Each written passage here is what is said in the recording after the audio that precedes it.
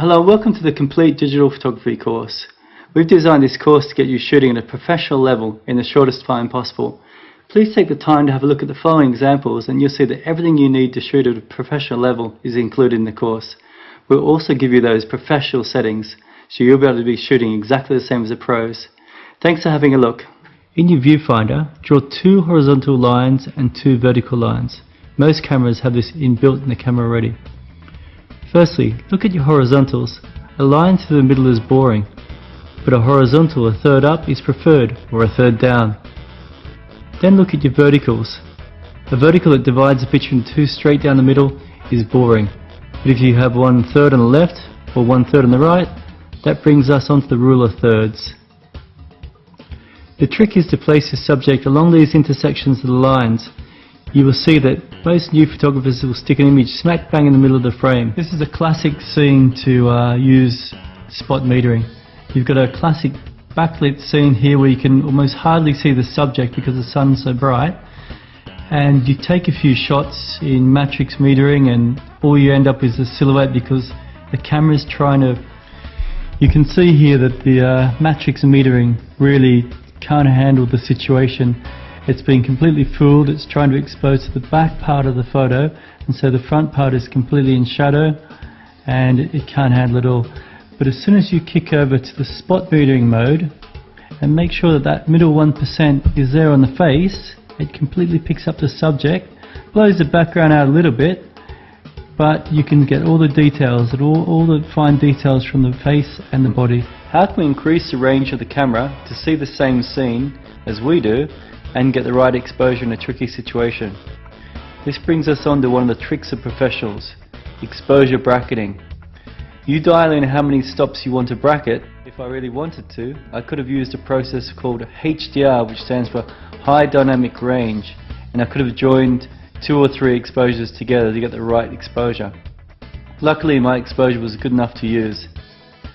If you want to have a try at HDR, then shoot a few exposures. I'm starting out here with the diffuser part of the reflector to diffuse the sun. You need to get that diffuser between the sun and your subject. What you are doing is modifying the light from a small harsh light to a big diffused light. Now I've changed over to the silver. The silver increases your highlights and also increases the contrast of the shot. To tone down your flash, you'll need to use the flash exposure control. This lets you reduce the amount of flash. So take the first shot on full flash and start to reduce. Once you have this method under control, you can start to use this in other photos, using your environment to make its own picture frame, using different angles and filling the frame. A good photographer always looks to see if their photos can be improved by cropping. Some professionals quote that up to 70% of their photos are cropped. Sometimes you can find a good picture inside a picture. Always try to look if you can improve your photo by cropping. You can start to crop to use better composition rules, for example, the rule of thirds. Have a look into this example. The original photo was good, but by cropping closer and using the rule of thirds, the composition looks better and you can focus in on the expression of the surfer. Another important thing to improve your photos is to make sure your horizontals and verticals are straight. Nothing looks worse than a great shot spoiled by a bad angle. Sometimes it's tough the time of shooting to get the picture perfect. Have you ever wondered how those professionals always seem to get the exact moment for a perfect photo? Well, there's actually a trick in this, and it's very simple. It's called continuous shooting. Every modern day SLR camera has this, and it's called either continuous shooting or burst mode. It usually ranges from 3 shots per second up to around 10 shots per second. So go into your camera shake. It causes 90% of all our problems, so let's look at the ways we can do to avoid it. First step is to look at one of these, a tripod. If you have a look at almost every professional, they're always using a tripod. If they're not using a tripod, they're using a monopod. So what we're going to look at here is we're going to look at getting actual white balance. You can do this however way you want to do it. You could do. I'm actually using photographic lights here, which are rated at 5,500.